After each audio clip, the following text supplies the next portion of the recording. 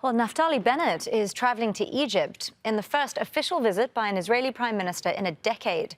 He's met President Abdel Fattah el-Sisi for talks in a resort city on the Sinai Peninsula.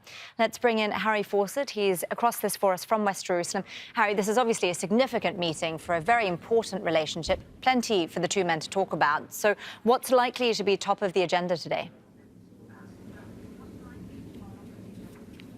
Well, yes, this was an invitation that was given through the Egyptian intelligence chief from President Sisi during that intelligence chief's visit to Jerusalem last month.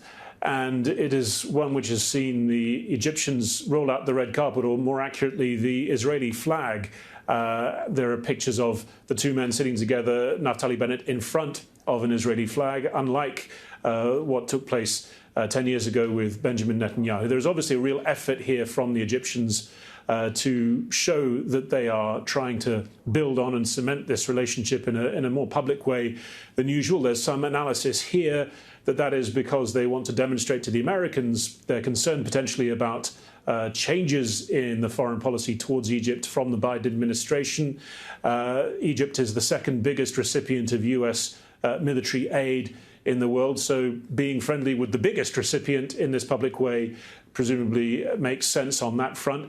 The Egyptians also talking about regional developments, speculation here that will include the situation with Iran, but almost certainly there will be a great deal of focus on the situation in Gaza. Egypt does mediate between the Egyptians, between the Israelis rather, and Hamas and the other fighting factions within Gaza. It was crucial in bringing an end to the fighting in May. The security situation is starting to tick up again slightly in Gaza with the still going manhunt for the remaining 6 prisoners, the Palestinian Islamic Jihad, 5 of them from that faction.